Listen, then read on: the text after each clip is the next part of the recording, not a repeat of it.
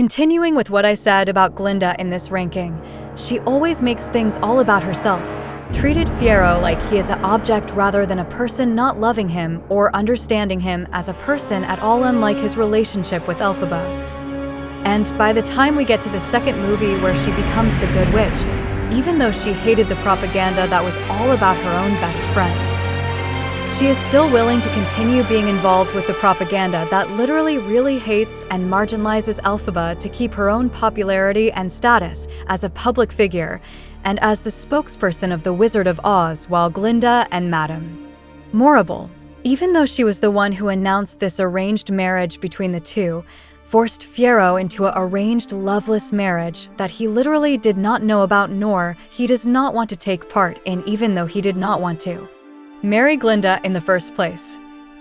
He still did it to make her happy, since she clearly did not know the full extent of his own love for her best friend, and not knowing full well that he's secretly been harboring deep feelings for Elphaba since Shiz in the first movie because of the incident with the lion cub and Dr. Dillamond, until the wedding was ruined by the animal stampede, leading to Fiyero's own choice to go with Elphaba. And what solidifies her placement in the moral gray area was the fact that she literally tells the two people who are targeting Elphaba to use Nessarose, her younger sister, to get Elphaba out of hiding. And in Munchkinland, what did Glinda do and say to Elphaba after sending Dorothy off to see the wizard, knowing that he's nothing but garbage when Elphaba was mourning her sister? Glinda had the gall to say that Ness's death by the house falling on her was an accident, and then says that accidents will happen. Excuse me, what? Girl? Are you that stupid and dumb to not realize that you're literally the main instigator behind Nessarose being killed by the house? The girl and her dog lives in that house. You gave your friend's mother's jewel shoes to that girl that you specifically sent to the con artist who will not help her or send her back to Kansas. All because Fiyero left you at the night of your wedding day to be with Elphaba, since you don't even know him at all and you didn't care about his own growth. And also that he was unhappy throughout the entire thing, and all you ever really cared about is yourself, getting what you want, and tried to make sure your life is the way that it should be like. No amount of accidents will happen would try to excuse your actions that led to the death of your friend's younger sister. Elphaba nearly getting captured and just lets Fiyero get taken away to be tortured by the Gale Force, even though she tried to stop them from killing him after he literally held her at gunpoint to help Elphaba escape, and finally knows that he always loves Elphaba and not her. But Glinda did make amends in the end. Following the Good Witch, we had the Munchkin that had feelings for her and lied to his toxic Yandra girlfriend, Nessarose, about his feelings for the Good Witch and the Tin Woodsman himself, Boq.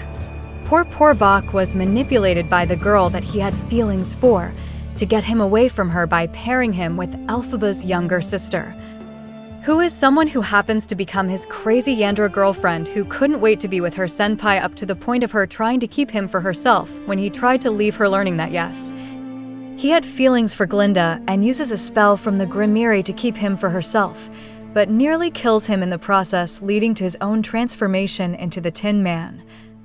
Unlike the Scarecrow, Fiyero, who was fine with being the Scarecrow and was actually grateful for Elphaba's efforts to save him. But Boq, on the other hand, not so much. He's now someone who hates Elphaba for turning him into a man made of tin thanks to Ness's own lies, making things worse. Even Elphaba just saved his life, and probably hates Glinda too when he, as the Tin Man, sees her again with a mad look on his face. Following the Tin Man is the cub that Elphaba and Fiyero saved in Professor Nickig's class, the Cowardly Lion. We felt bad for the poor lion cub when he first appeared in the first movie presented to everyone, locked up in a cage, but thankfully a unlikely pair of misfits freed him, Elphaba and Fiyero, after one of them, Elphaba, accidentally puts the entire class and the cub to sleep with the poppies out of anger for him being locked up. And by the time we get to the second movie, the cub is seen again, but as a grown Cowardly Lion, now voiced by Coleman Domingo. First seen interrupting the end of No Place Like Home, and blames Elphaba for freeing him from the cage as a cub, even though it was not Elphaba that got him out. He was asleep and Fiyero got him out. Offers a twisted version of his own freedom from a literal cage, dude. She just saved your life. You are just making Elphaba look bad, despite the fact she is a good person. but was last seen during March of the Witch Hunters and alongside Dorothy and Bok / the Tin Man was last seen chasing after the wizard when he was rightfully exiled from Oz entirely by Glinda. Following the third most ungrateful character in this entire movie, and rounding up the moral gray area to the darker part of the moral gray area goes to the new governor of Munchkinland, or their dictator basically. The Wicked Witch of the East and the Ozian equivalent of a Yandere girlfriend, Nessa Rose. Despite being Elphaba's younger sister, Nessa does not really support or even try to help her older sister, who always tries to protect her on their father's orders even though their father really hates Elphaba and only favors Nessa. The Ozdis ballroom scene in the first movie was where we see she does not even bother trying to help her older sister when she's literally being humiliated in front of everyone while Nessa just sits there and lets it happen. That's what I call being a horrible sister, but don't worry though, she gets even worse in the second movie. Now she was officially made the new governor of Munchkinland and their dictator. After their father died of shame in the end of the first movie, she literally stripped away the rights of both the Munchkins and the animals to leave Oz without a permit, including Bok, to keep her precious Bok Senpai with her forever, up to the point of trying to using a magic spell book to keep him for herself. But nearly kills him in the process, leading to Elphaba having to turn him into the Tin Man, and after she left Nessa alone for being an ungrateful little sis. Do you all want to know what does Nessa do when she sees Bok as the Tin Man? She pins the blame on the person that tried to save him and made him into a man made of tin. Girl, what in the name of Oz is wrong with you? You are literally the main reason why he is now like this. You nearly killed him when you found out that he was lying to you and always had feelings for Glinda, who is about to be married, and now you just pin the blame for Bok's new form on your older sister. You selfish, ungrateful little brat. And thank gosh she's dead by getting crushed to death by Dorothy's house, because she deserves it. With the moral gray area now wrapped up, let's finally get to the most wicked, evil section. These four characters are evil or wicked. First up, since I just talked about their former captain, we have the military police force that Fiero originally leads to use their resources to find and protect Elphaba as the captain of the wizard's own guard before his literal act of treason on his own wedding behind closed doors, the Gale Force. Their goal is simple: hunt down the Wicked Witch of the West, and they were successful. Once in the palace, but their own captain used one of the rumors about her to get the guards off his back to get rid of them.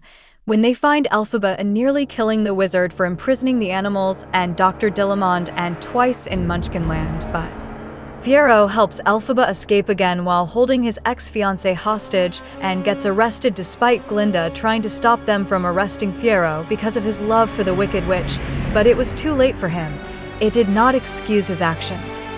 So he got taken away, got nearly beaten up and tortured to death while he's hung up on a literal cross to die for helping the witch escape and probably not telling them where Elphaba went and if Elphaba didn't turn him into the Scarecrow. He would have already been dead by now. Jesus Christ, this movie really is darker than the first movie. The Bronze Medal of Wicked goes to the trash bag of a stepfather of Elphaba and Nessa Rose and the former governor of Munchkinland, Frex. Oh, this man is getting the worst father of the year because of his treatment of his older stepdaughter Elphaba like she is an embarrassment to the family, and even actually killed his own wife by force feeding her milk flowers out of fear that his next child, Nessa, would end up with green skin like Elphaba, but their mother died after getting birth to Nessa. And he blames Elphaba for simply being born and for the death of her own mother, even though he just force-fed her mother with milk flowers to prevent their next child from ending up with green skin like her older half-sister, since they are not actual siblings by blood because of. I will talk about Elphaba's biological father later. But Frex is by far one of the worst characters because of his own horrible treatment of poor Elphaba and was the source of her trauma and self-hatred and never really receiving any form of unconditional love her entire life because of him, and that is until she fell in love with a certain prince, Fiero, especially during As Long As You're Mine in the second movie, where she tries pushing him away and avoiding getting close to him to prevent herself from getting hurt.